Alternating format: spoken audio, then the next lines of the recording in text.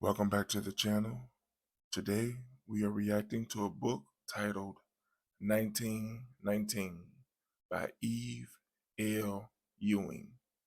If this book piques your interest, there will be a link in the description box below.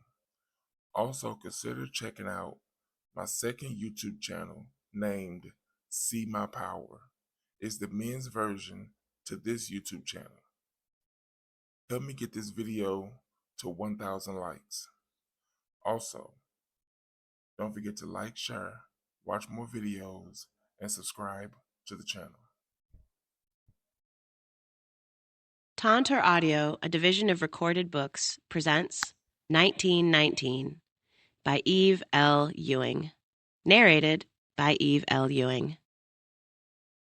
To all those who speak of rivers, to all those who made safe passage, and to all those lost in the waters.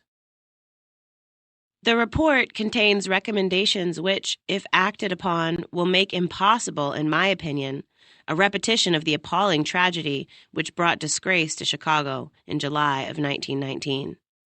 The Negro in Chicago, page 14. And she called his name Moses, and she said, because I drew him out of the water. Exodus, chapter 2, verse 10, King James Version. This book is a story. When I was doing the research that would eventually go into my second book, Ghosts in the Schoolyard, Racism and School Closings on Chicago's South Side, and I was writing about segregation in Chicago, one of the most helpful documents I encountered was a report from 1922 called The Negro in Chicago, a Study on Race Relations and a Race Riot. Just the title alone enticed me. It was so direct and made such a bold claim on totality. How could someone claim to tell the story of Black people in this city?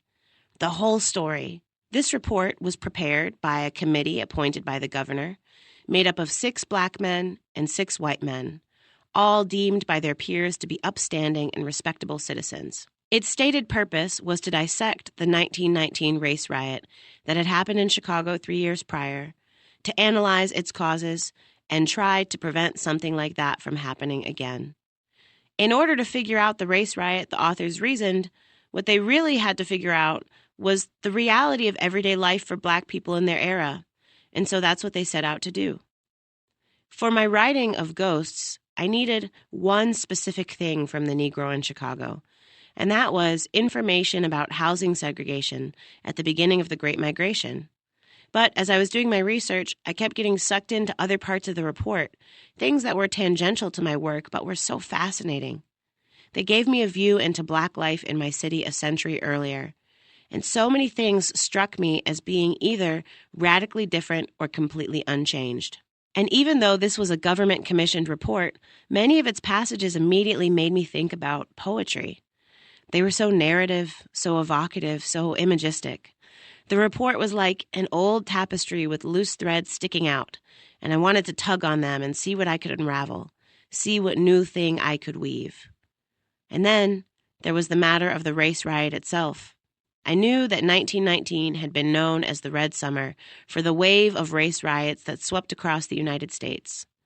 But like many aspects of Black history, this was something I didn't learn much about in school, and only then when I was very far along in my academic career.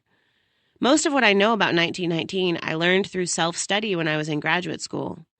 As a lifelong Chicagoan, I didn't often hear people discuss the race riot that had occurred in our city a century ago, and I wasn't sure that most people knew about it. Chicagoans tend to be enthusiastic and vocal discussants of our own history, but 1919 didn't seem to make it into the timeline, alongside titanic stories about Fort Dearborn, Jean-Baptiste Point du Sable, the World's Columbian Exposition, the 1968 riots, Richard J. Daley, or Harold Washington. This collection of poems is meant as a small offering, an entry point into a conversation about a part of our history that I think is worth talking about much more than we do. Almost every poem in this collection is in conversation with a passage from the Negro in Chicago.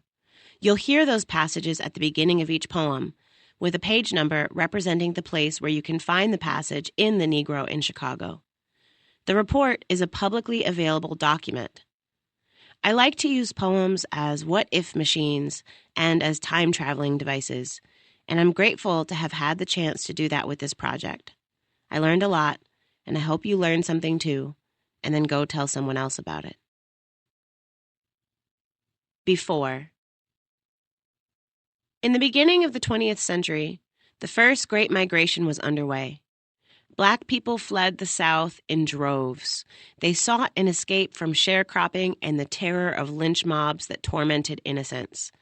They sought work and better lives for their children. They got on the train and found new homes. 50,000 Black people came from the South to Chicago between 1910 and 1920. Many of them were lured by the promises made in the Chicago Defender, the Black-owned newspaper that urged them northward on the train. Life in the big city was different than in Mississippi or Alabama, but it brought its own difficulties, including the reality of northern segregation, overcrowded and substandard housing, the challenge of finding work for fair pay, and the struggle to survive in a harsh new place. Exodus 1. The stimuli of suggestion and hysteria gave the migration an almost religious significance, and it became a mass movement. Songs and poems of the period characterized the migration as the flight out of Egypt, bound for the promised land, going into Canaan, the escape from slavery, etc. Page 86. Now these are the names of the people of Adeline which came into Mississippi: Margaret, Prince, Julia, Cora, Amy, Fanny, Celia, and Molly, Eugenia, Pearlie, Ida, Harper, Valley, and Rosa, Monroe, Stella, Rogers, Maybelline, Timaeus, and Early. And their people were fruitful and increased abundantly and multiplied, and their souls were mighty, and the land was filled with them. And in that land there were many kings, and great store cities to fill with cotton. And they put planters over the people, and overseers, and made the people tenants. And the people worked the land. But God was kind to the people. And the more the people were burdened to work the land, the more they multiplied and spread. So the planters began to dread the people, and worked them ruthlessly. And the kings held counsel. Behold, they said, the people are more and mightier than we. Come, let us deal wisely with them, lest they multiply, and it come to pass that they fight against us, and so get them up out of the land. And the people, so burdened, held counsel, and they said, the Lord our God smiles upon us. Why do we stay in the land of these kings? Come, every son that is born we shall cast into the river, and every daughter that is born we shall cast into the river. And the midwives made an ark of leaves and tar, and put the children therein, and lay them in the waters. And the people gathered at the bank, and bade them farewell. And the river carried them far from the cotton, and the kings, and their storehouses of browning blood. The train speaks. The presence of Negroes in large numbers in our great cities is not a menace in itself. Page 13. Even now I dream of them. Quiet nights in the rail yard when the little rat feet skitter beneath me, when the last of the strong men with his gleaming silver buttons has locked the door and laid his hands against me. I see them dancing in every passing cloud. My babies, my babies. Born unto me in the hills and green lands, loose threads catching in my sharp parts when they don't watch out, blistered hands hauling parcels of burlap as hefty and shapeless as bound cotton. They move like rabbits then. They look for a lash that isn't there. Even them that never felt it, it's in their shoulders. The lash lives in their shoulders. Long after the last biscuit is gone, when the sunrise brings steel mountains, my children look and look through the space I have made for them, the gift I have prepared. They are safe within but can see without. They feel it before they know the words, then smile when it comes to them. It's flat. The land is flat, and they smile to think of it, this new place. The uncle or cousin who will greet them, the hat they will buy, the ribbons. They know not the cold, my babies. They know not the men who are waiting and angry. They know not that the absence of signs does not portend the absence of danger.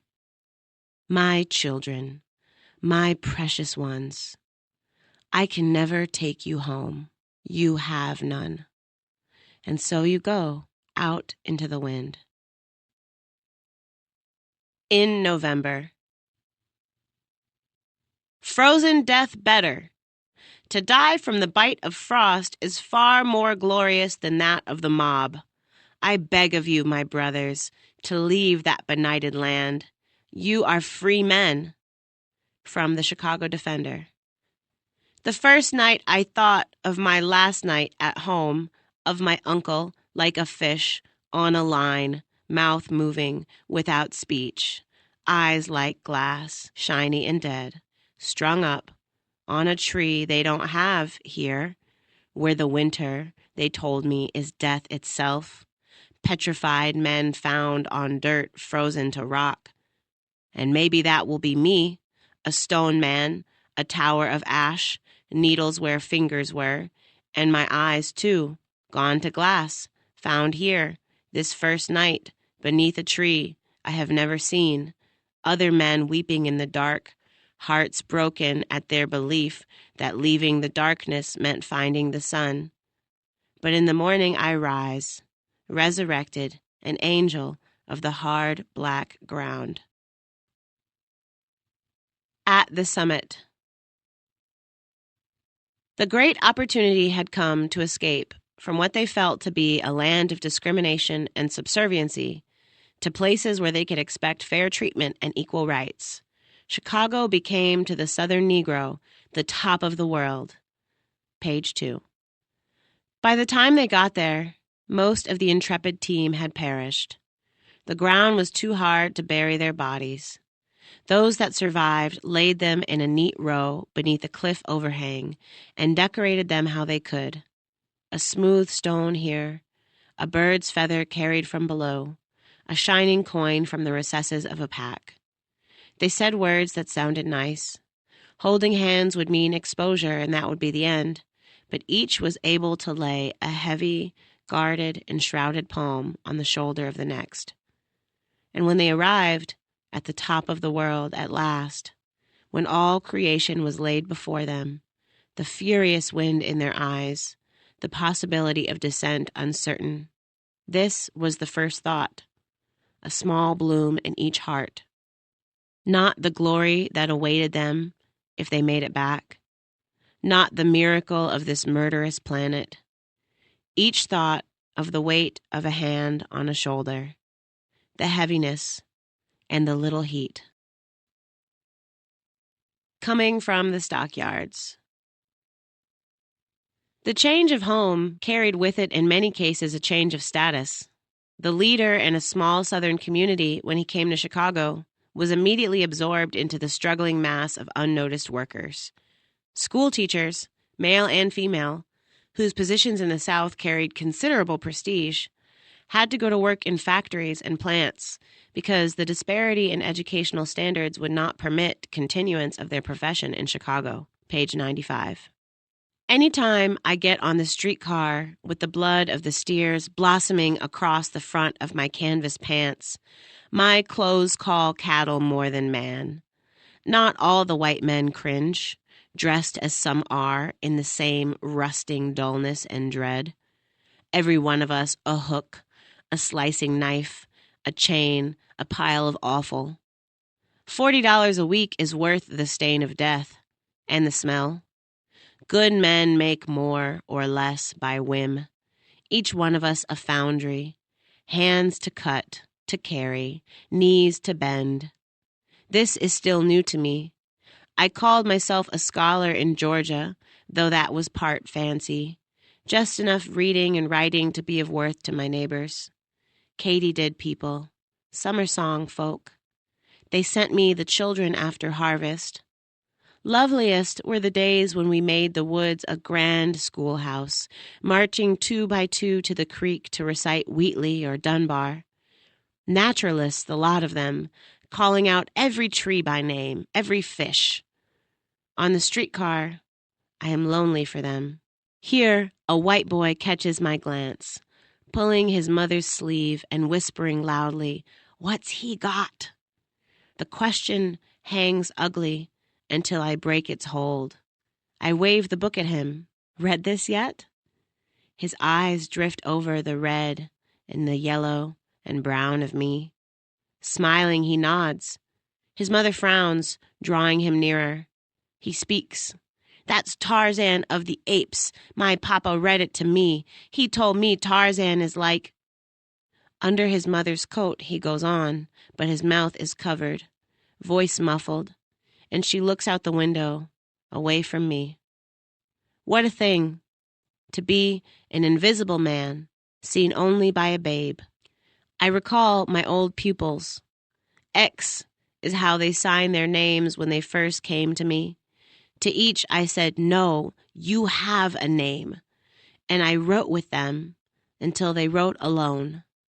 Zoetrope children, moving always and never. Zephyr children, wind of my heart. Keeping house.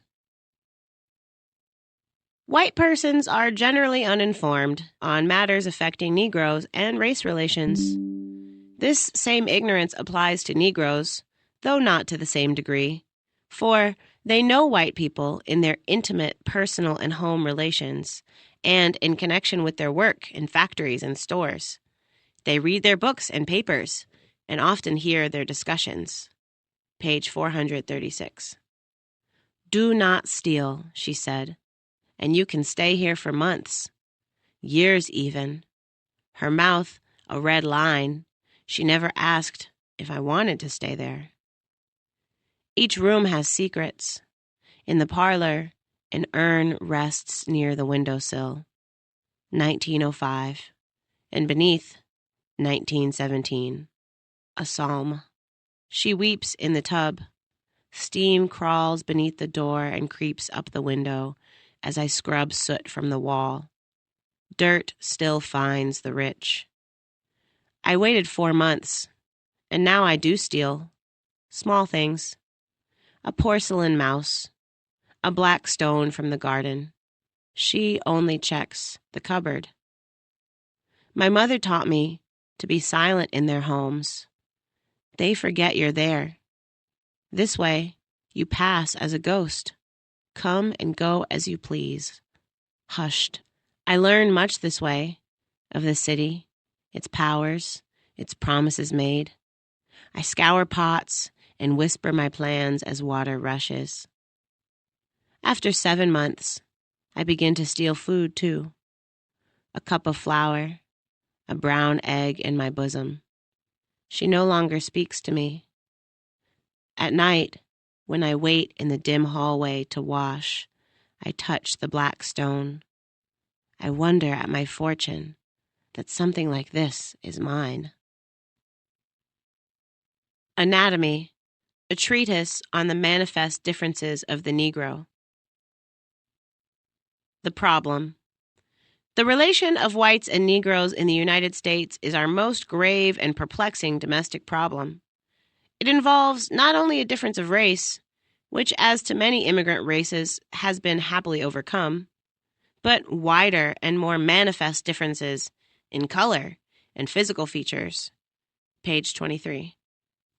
A splendid dove, a common starling, contentment, the sorrow song swells, a glass of water, water, glass, fresh flowers in a vase, in the meadow, a sermon. How lovely you look today. The streetcar left her standing there. Gently falling maple leaves. Do not look up. Errant coin in your pocket. Ink on the fingers. In her sleep, surrounded by family. In the alley, bereft. The certainty of dinner. Learn to eat standing up. A feather bed, too soft is bad for the back. The high keys on a piano. Rust on porcelain is nice in its way. Nutmeg. The small boy waited all day for his mother, and when they finally let her go from the big house, and she made her way up the many wooden stairs, he lay on the floor at the threshold, and she heard his stomach's noise over his breath, her silk scarf, her one good thing, held to his cheek as he slept. A splendid dove, contentment, a glass of water, fresh flowers in a vase. How lovely you look today. Gently falling maple leaves, errant coin in your pocket.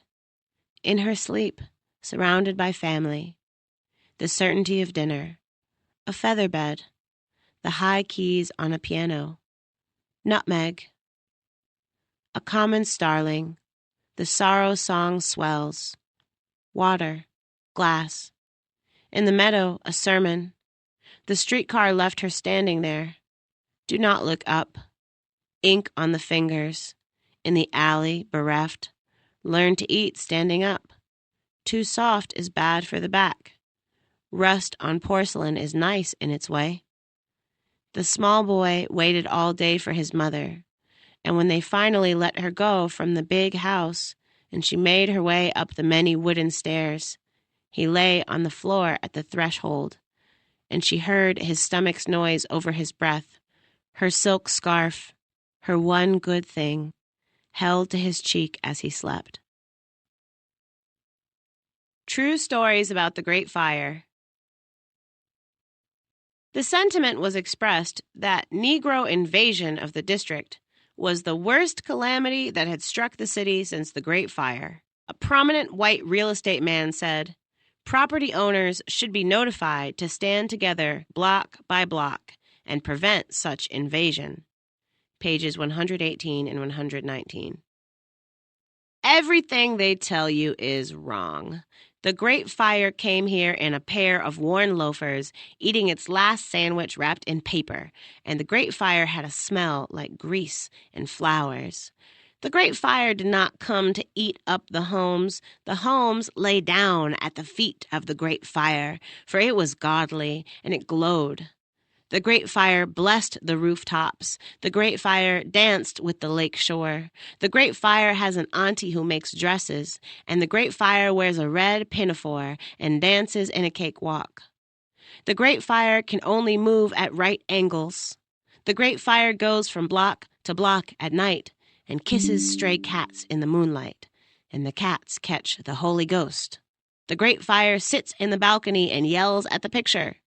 The Great Fire sings in a too loud voice. The Great Fire has plans for you. The Great Fire is going to take your daughter someplace. The Great Fire has a hoard of gold, like a dragon. The Great Fire already lives next door and hides in the daytime. The Great Fire knows they don't want it here. The Great Fire is going to burn the city they built, and we will watch from the stone tower, and we will wait for it to finish. And we can wait a long time, and the fire can too. What happened? On July 27th, 1919, a race riot erupted in Chicago. With the benefit of hindsight, this unto itself is not surprising. Tensions and violence had been mounting in the weeks and months prior, with black people being attacked seemingly at random by groups of young white men and boys. An ongoing bombing campaign targeted black people who sought to move out of the city's segregated black belt, or anyone who assisted them with mortgages or realty services. And riots had taken place in nearby East St. Louis, Illinois, on May 28th and July 2nd. Still, the July 27th riot was devastating in its impact. 23 black people were killed. 15 white people were killed. 537 people were injured. 1,000 were made homeless by attacks and arson. And between 5,000 and 6,000 members of the Illinois National Guard were deployed. Most of the violence ended by July 30th, but the troops remained until August 8th. Much of the violence was blamed on athletic clubs, organized street gangs of white youth that had powerful political sponsors. The most notable of these groups was Reagan's Colts, sponsored by Cook County Commissioner Frank Reagan. The riot began when 17-year-old Eugene Williams was killed. Williams had been swimming in an area of Lake Michigan tucked between unofficially segregated beaches. While in the water, he drifted into what was considered the white area of the beach, where white people were on the shore, throwing rocks at approaching black people. It is unclear whether Williams was struck by a rock and killed, or whether he remained in the water beyond his capability because he was afraid to return to the shore and be attacked. But ultimately, he drowned. Back on the beach, a group of black people demanded that a police officer arrest the person deemed responsible, and he refused. Within a few hours, the riot had begun. Exodus 5. Responsibility for many attacks was definitely placed by many witnesses upon the athletic clubs, including Reagan's Colts, the Hamburgers, Aylwards, Our Flag, the Standard, the Sparklers, and several others. The mobs were made up for the most part of boys between 15 and 22. Page 598. Daley was elected president of the Hamburg Athletic Club in 1924, at age 22, a post he held for the next 15 years. Daley always remained secretive about the riots and declined to respond to direct questions on the subject. American Pharaoh, Adam Cohen, and Elizabeth Taylor. And afterward the people went to the chambers of the Pharaoh and told him, "Thus saith the Lord God, the God of the prairie and the lake, God of the flatlands and the railroads, God of vice and God of the disciple, God of the meatpacker and God of the laundress, God of the lost child, let my people go, that they may hold a feast unto me in the bungalows." And Pharaoh said, "Who is the Lord that I should obey his voice to let the people go? I know not your God, neither will I set you free. I am the one Pharaoh upon the land, and it is I who is Lord upon the flat land, Lord of the bridge and of the port, and the canal and the union, and all the streets which bear their names, Lord of the bootleg and Lord of brass." And they said unto Pharaoh, "Our God hath met with us. Let us go, we pray thee, lest the Lord our God meet you with plague and pestilence, or with the sword." And the Pharaoh heard them not, and sent them away, calling them idle. Then the Lord said unto the people, "Now shalt thou see what I will do to Pharaoh." The Lord came unto Pharaoh in a dream, and spoke to him, saying, "Pharaoh, you have been wicked, and denied my will. My people came to you as strangers in a strange land, and you denied them the land of their pilgrimage, and you have kept them in bondage.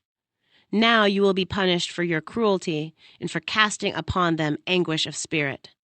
And Pharaoh lived many days under the watchful eye of the Lord God, until a pestilence rose within him, a sour smoke choking him from within.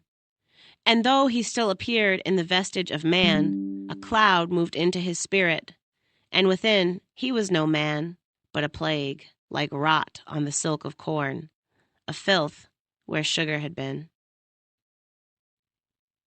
Or does it explode? July 27th was hot, 96 degrees, or 14 points above normal.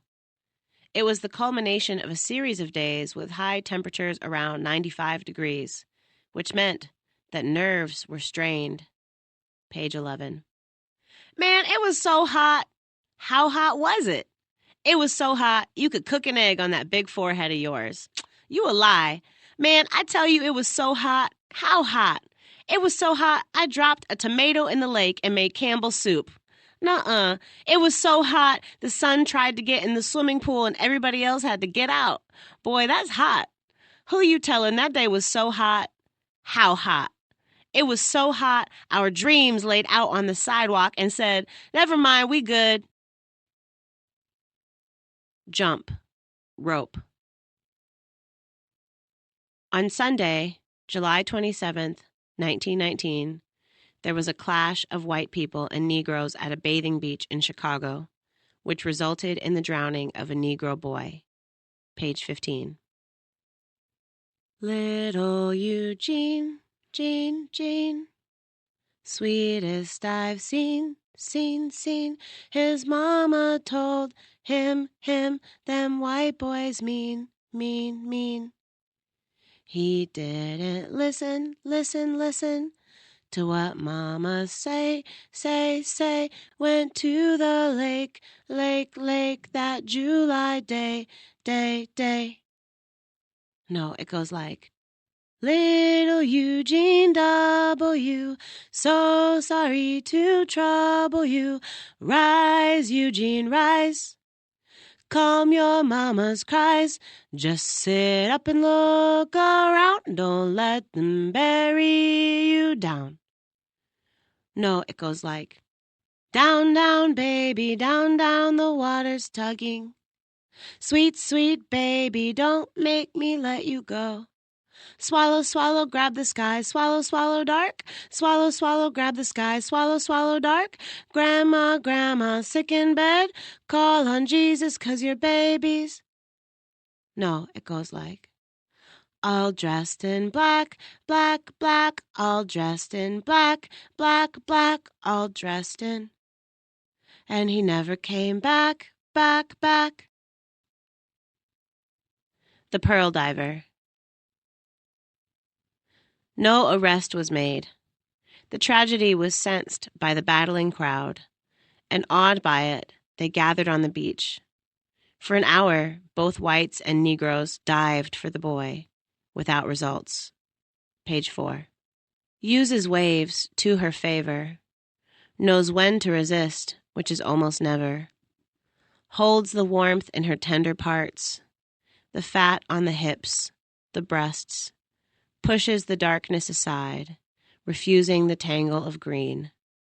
Reaches also for soft things. Sea cucumber, a slug, the arm of a boy. Grasps also at false starts. Abalone, mussels, a rock with the shape of a tooth. Blinks at every cloud, a burst of sand, blood in the water. James Crawford speaks. The Negro crowd from the beach gathered at the foot of 29th Street. As it became more and more excited, a group of officers was called by the policeman who had been at the beach.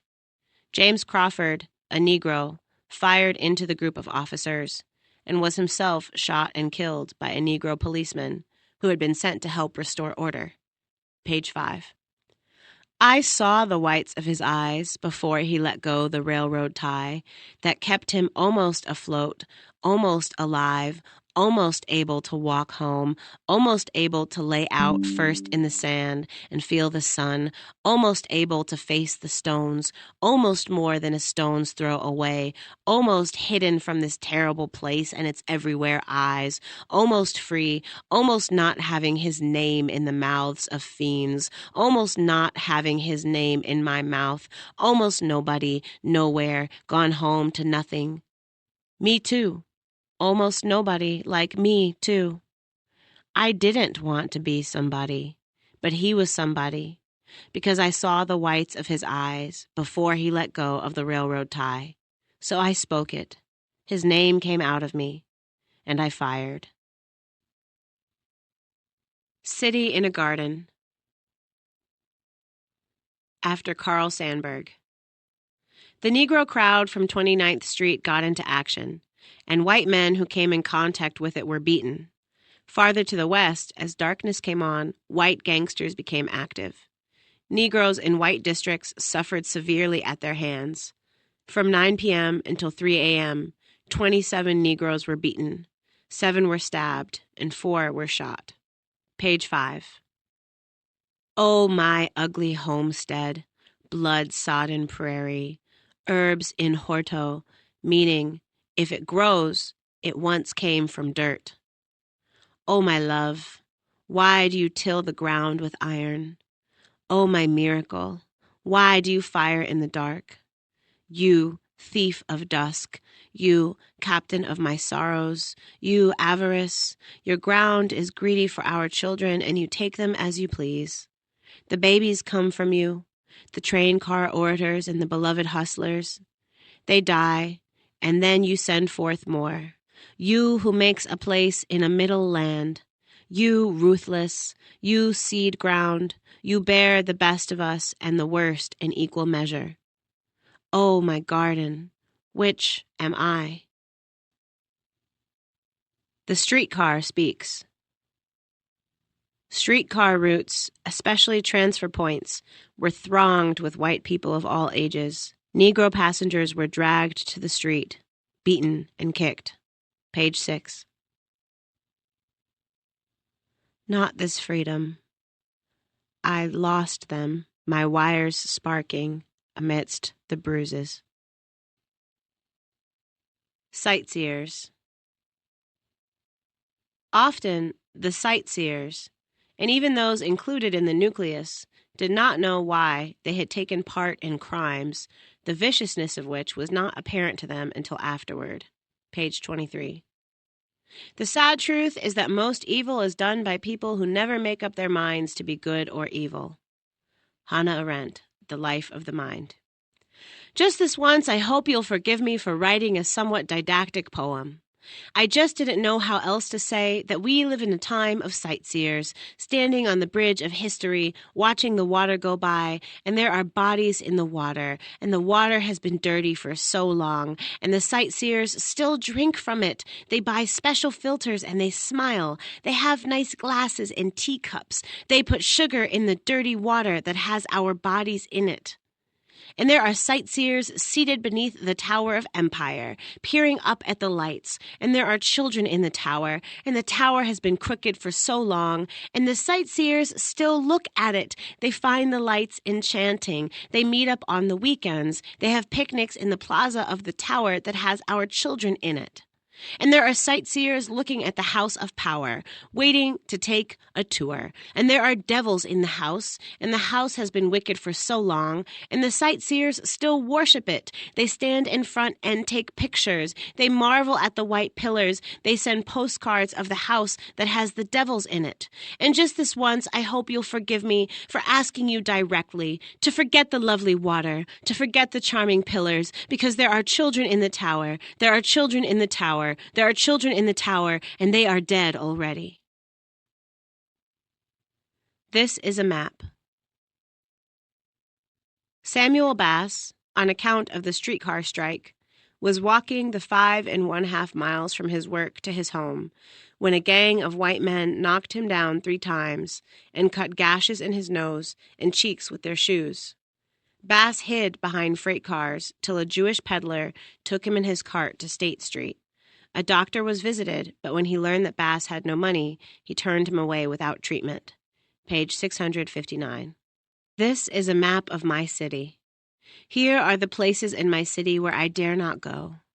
Here is where the electric wires gave out, and here is where I still had to make it home. And here is the 1st mile, where I whistled the way my granny taught me to keep away the haints. And here is where a baby waved to me from a window. And here is the 2nd mile, where I heard the calls. And on this map there is no 3rd mile, in this, my city, where I first prayed to die. And then, hearing a single cardinal over the din of their threats, changed my mind and prayed to live. And this is a map of my neighbor's city, where he traces away through the mud each day, the squeal of old wood on iron heralding his arrival, a king of the streets, a conquering hero of nowhere. And this is a map of my body. This is the blood of my rivers. This is the bruise of my marshland. This is the sinew of my furthest ridge. And this is a map of the railroad. And if I could stand and walk, I could make it all the way back to my granny, pinching snuff and humming. And if she looked up, she would say, "Boy, my baby, where you been all this time?" There is no poem for this. A mob of white civilians, soldiers, and sailors who had been chasing Negroes through the Loop District for the previous 2 or 3 hours beating and robbing them, and destroying property where Negroes were not found, entered one of Thompson's restaurants, where Hardwick was breakfasting. Another Negro, one King, was also in the restaurant. The mob set upon them, throwing food and dishes. Hardwick dodged into the street, and King hid behind a dish counter where he was wounded with a knife. Failing to catch Hardwick as he fled down Adams Street, one of the rioters stepped to the curb and fired a revolver at him, bringing him down. Several of the crowd robbed the corpse. Page 666. Barricade. Sniping was a form of retaliation by Negroes which grew out of the automobile raids. These raiding automobiles were fired upon from yards, porches, and windows throughout the Black Belt. One of the most serious cases reported was at 31st and State Streets, where Negroes barricaded the streets with rubbish boxes. Page 18. My father told me to get the refuse in the street and not be too proud to touch it with my hands. The smell was not the worst thing. The fear was like choking on air. I never heard a roar like that in all my days before or since. I mean the motorcycle, when it barreled toward me like a dart, and I just stood, watching the gleaming metal. And also I mean the man's cry when he fell. And also I mean the roar of my father when he shot the man down. And also I mean the engine that just kept going, though its master lay dying in the trash heap. Upon seeing a picture of a car in a school book. Automobile raids were added to the rioting Monday night. Cars from which rifle and revolver shots were fired were driven at great speed through sections inhabited by Negroes. Negroes defended themselves by sniping and volley firing from ambush and barricade. So great was the fear of these raiding parties that the Negroes distrusted all motor vehicles. Page 6. 100 years ago, before the burning days, they rode in metal carriages, Grandma says. Rich people did. Big iron capsules on fat rubber wheels like a buggy. Both no horses, no one to talk to or feed. I asked her, well, what is a driver if no living being is the one driven? What is a tire if no one has to breathe to make it work? And she laughs right at me. The autos took their roar from a vapor drawn from the ground, an ancient something that could run out. I asked her, well, what does it mean to move on earth through the will of something with no heart inside? Well, what would you do if you had more than 4 friends? They gave up the heavy vessels when we built our city. We live as we should now, moving in good things that let us touch the ground and feel the shape of the earth. Bicycles and wheelchairs, ponies and roller skates. When I greet my lavender with her water and hay, I say, good morning. And who could ever want you to be anything but just as you are, just as God made you on your own feet? And she says the same back to me. High Boone for July 30th. Rain on Wednesday night and Thursday drove idle people of both races into their homes. The temperature fell, and with it the white heat of the riot. Page 7. Sparrows in the elms fluffed and shook until they looked like eggs again, fat, brown, feathered eggs, hidden amid the boughs and crowded against one another. Just so, they curled each toe over the givingness of the narrow wood. Just so, as their ancestors had in a place across the ocean. They had never seen the ocean, but tonight they knew water again. Just so, they knew the right corner, the right way to lean, the right way to be, to nestle just beneath a canopy of leaves. Enough to live for now, beneath the green, but still watch it all come down before closing eyes to sleep. The tip of one branch, the place where its strength gave in to the most delicate almost nothing, gave way to its last leaf. Its tender ribs held the rein until they could not, and it bowed and sprang back and bowed and sprang back, drop by drop. And with every small pool that it let go, the rivulets cascading over a stone cornice grew stronger, spilling in their turn down to the street. Someone watches from within, relieved to open the curtains just enough to see the elm dwellers in their old, sodden city. After days of blood, candles in the window again, birds shake off the rain. After. In 9 of the 38 deaths resulting from the riot, a grand jury indicted an individual on a murder charge, and 4 of those individuals were convicted, 2 white and 2 black. No one was convicted for the death of Eugene Williams.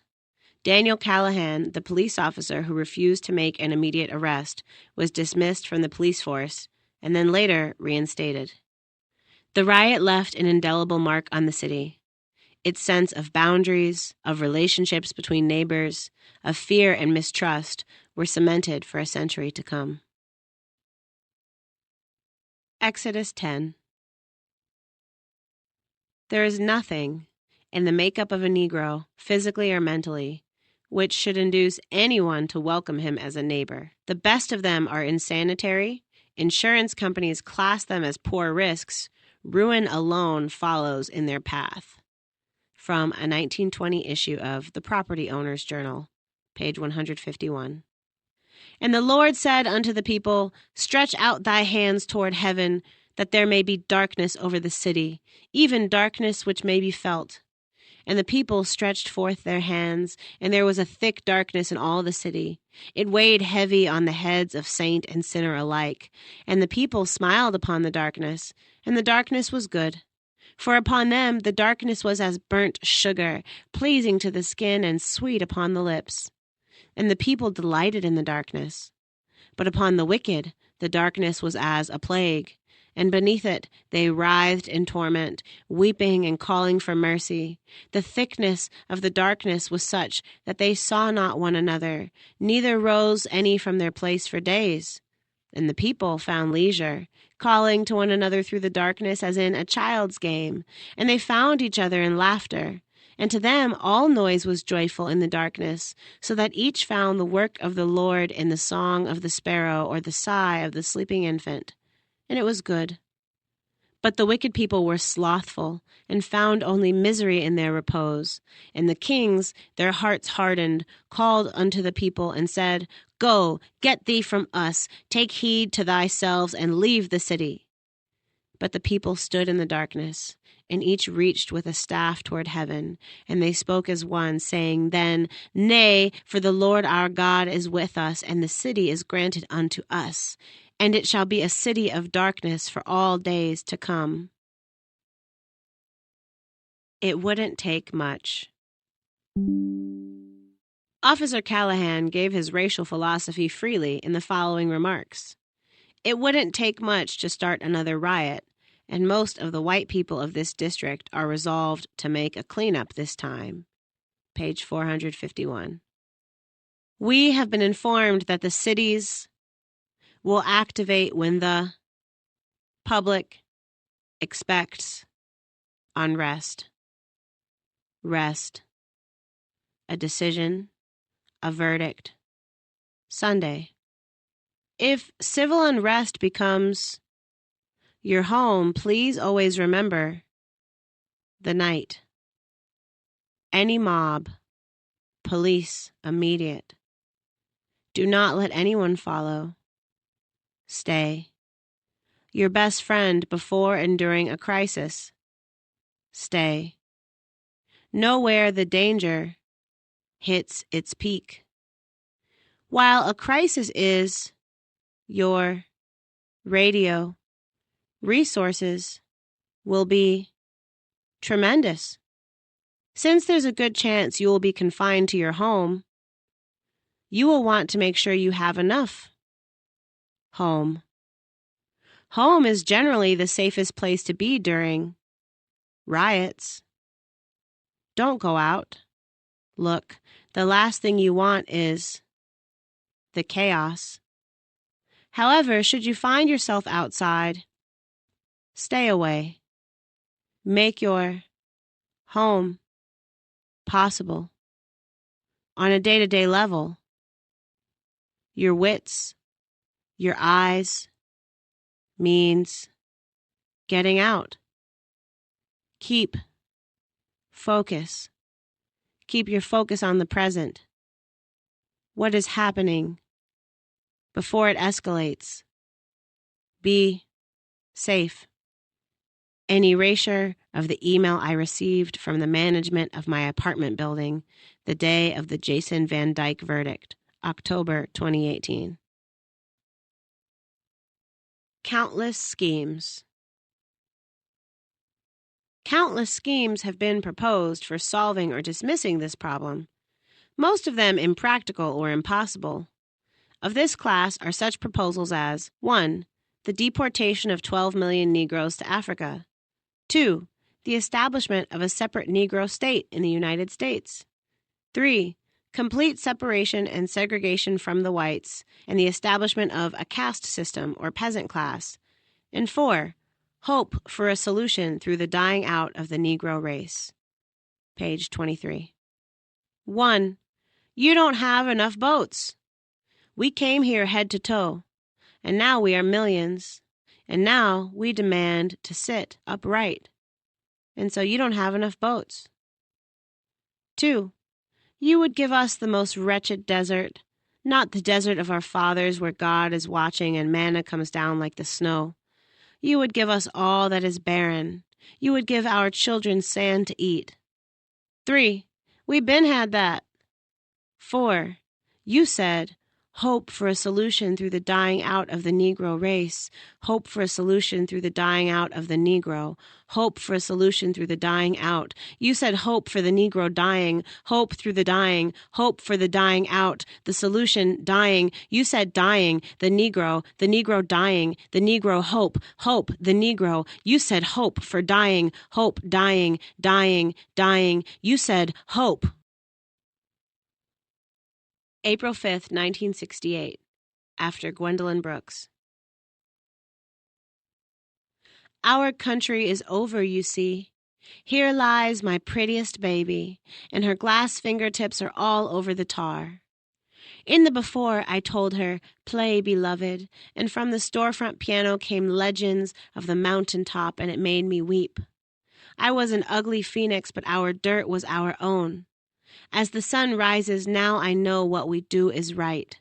Unafraid, I stand before the skinny boy with the bayonet and say, before I'll be an ashen ghost, black gone gray at your hand like our dead philosopher, I'll burn my own, you see, just the way I want, and you will know it's mine. Goodbye, Madison. I will remember my country, my sun-up town.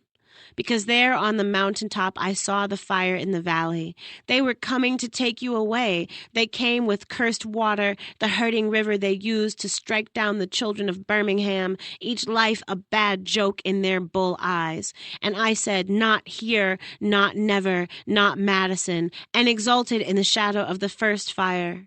Then the next, the heat sending sweat into my eyes, that simple salt hurt keeping me from thinking too long of your piano gone mute. I suspect the boy wanted to run then, but he stood shaking, gun raised, and I said, if this is it, if this is my last day that ever was, man, at least I know I got over, that the likes of you will never have us, that the street I call my only home burned to dust at my hand. Let them sing of how bright the sun was as a coward struck me down. They will tell it always. They will say that one glorious morning I showed them your heart, lest they think it was settled. July, July, in remembrance of the 739 people who lost their lives that week in 1995. One summer in Chicago, the people baked to death in brick, mouths open for water or to say, my Lord, or to say, I love you, Mama, or to sing, or their eyes closed and they died in their sleep, sweat spelling the shape of an angel against floral patterns, spilling into the quilted stitching a new map. Not just one river, but many, tracing an X and an X and another, full of salt water like the coasts we never met. That summer, or maybe it was the summer before, or another summer, or every summer, we lay on our backs, the one good comforter protecting us from the nails and staples in the floorboards that would have etched their little brands into our still baby skin, metal pressing through my thin cotton undershirt like a toothache. In my pillowcase, I hid books and used Kleenex. Each night I listened to my brother wheeze. I prayed for rain to come. I said, I love you. I didn't say, it's too hot to breathe right. I said, good night. I didn't say whether I would give up or not. I said, this is still home. I said, my Lord. The Day of Undoing. The part near 27th Street had, by tacit understanding, come to be considered as reserved for Negroes, while the whites used the part near 29th Street. Walking is not easy along the shore, and each race had kept pretty much to its own part, observing, moreover, an imaginary boundary extending into the water. Page 4. All boundaries are conventions, waiting to be transcended. One may transcend any convention if only one can first conceive of doing so. Cloud Atlas, David Mitchell. Every boundary is imaginary, said the wild-haired girl, standing atop the wooden crate. They listened at her feet, rapt. The children had come from all over, lake children and desert children, mountain children, children of the marsh. Many of them had walked hundreds of miles, and walking is not easy for anyone, but especially for the small. They came carrying baby cousins and dolls, worn book bags and sweaters tied around the waist. They came to hear her and what she had to tell them before tomorrow's real sojourn. They planned it in secret for months. Some of them practiced at night when the adults were asleep. They rose in the darkness, went out to some quiet place, closed their eyes, and walked. They walked in the way she had taught them, a heel moving in a perfect sweep to meet the toe, the smallest step to ensure the straightest line. They held their arms out like they had maybe seen in the circus, or in a book about the circus. Walking is not easy, but they did it, because the sound of her voice was so like a tiny magic, so like something sweet underneath the tongue, so like a friend. When she spoke to them, each of them felt the most acute joy, washing over them like a lucid dream. Her speaking was like a mother soothing a wound, or a stray dog being friendly, or the juice of a mango on the chin. It was everything good. And now, after so much practice, the day was here. Some of them called it, in their different ways of speaking, the unmaking day, or the day of undoing, or just the walking day. Some of the littlest ones called it walk fly time. That was their funny baby word for it, but as such words often are, funny baby words, it was perhaps the most truthful. Now they were here, listening, and it was all really going to happen, and it was all they could do not to jump up and yell in their anticipation.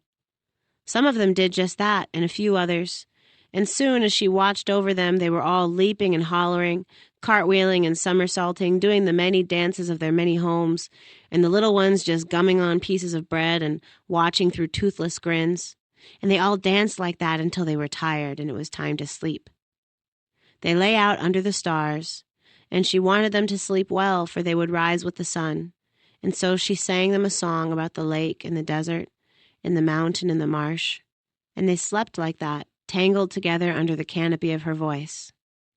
And when the sun appeared, they all murmured and stood one by one, wiping the sleep from their eyes and stretching their legs, preparing for what was to come next.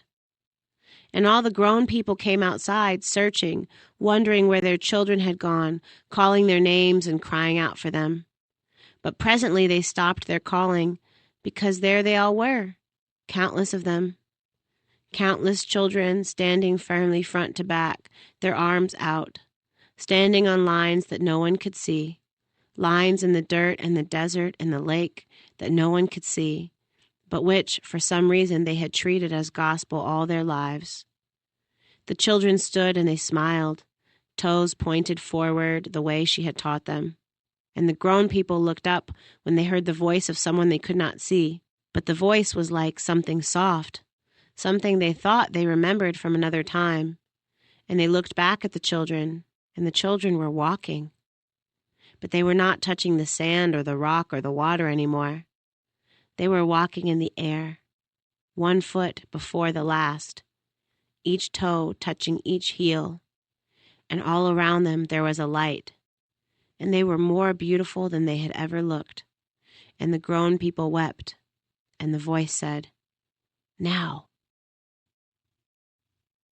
I saw Emmett Till this week at the grocery store. There is no time to be lost. Other matters must be put aside for the moment, and a solution reached for Chicago's greatest problem. Page 44. Looking over the plums, one by one, lifting each to his eyes and turning it slowly, a little earth, checking the smooth skin for pockmarks and rot, or signs of unkind days or people, then sliding them gently into the plastic, whistling softly, reaching with a slim woolen arm into the cart. He first balanced them over the wire before realizing the danger of bruising, and lifting them back out, cradling them in the crook of his elbow until something harder could take that bottom space. I knew him from his hat. One of those fine pork pie numbers they used to sell on Roosevelt Road. It had lost its feather, but he had carefully folded a dollar bill and slid it between the ribbon and the felt, and it stood at attention. He wore his money. Upright and strong, he was already to the checkout by the time I caught up with him. I called out his name, and he spun like a dancer, candy bar in hand, looked at me quizzically for a moment before remembering my face. He smiled. "Well, hello, young lady." "Hello, so chilly today. Should have worn my warm coat like you." "Yes, so cool for August in Chicago." "How are things going for you?" "Oh," he sighed and put the candy on the belt. "It goes. It goes." Acknowledgments. The poems Anatomy, a treatise on the manifest differences of the Negro, Countless Schemes, and Upon Seeing a Picture of a Car in a School Book, previously appeared in The Rumpus. April 5, 1968, first appeared in Chicago Magazine. July, first appeared in Redivider. I Saw Emmett Till this week at the grocery store, first appeared in Tin House. I am grateful to the editorial wizards at each of those publications for kindly offering a home for my work. Thank you to the phenomenal Dinez Smith for their gracious editorial eye on this manuscript. I am always in awe of you, you ceaseless miracle. Thank you to the team at Haymarket Books, who are always exceptionally generous and supportive toward me, but were in rare form in the patience and kindness they showed toward this book project. In particular, thank you to the magnificent Julie Fain and Jim Plank, to whom I owe not only gratitude for this project, but for much of my literary career, such as it is. Tabia Yop keeps me busy, keeps me on point, keeps me hopeful, and keeps me eating, and I'm always thankful for that. Keenan Smith provided extremely helpful assistance with managing the source text for this book and poured through all my notes and highlights to pull things together out of the muck. Thank you. I read these poems out loud in many places before they made it into this book.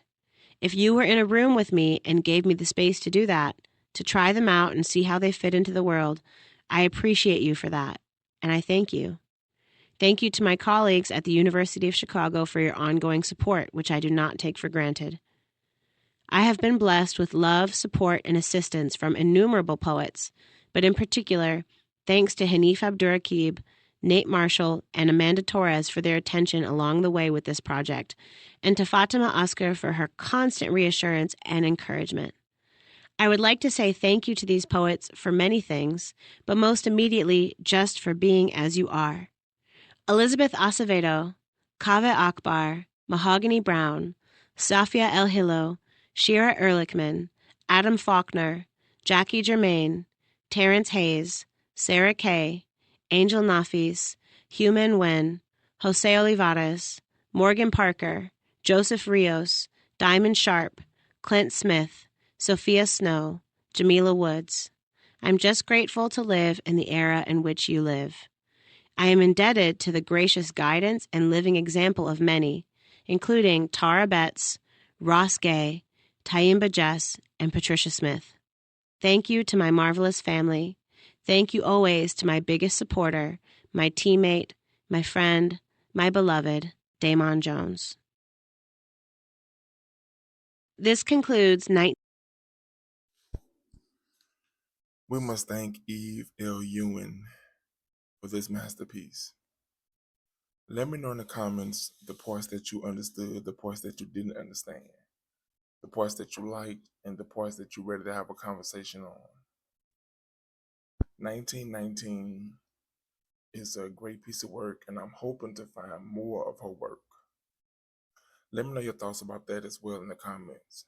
And as always, don't forget to like, share, watch more videos, and subscribe to the channel.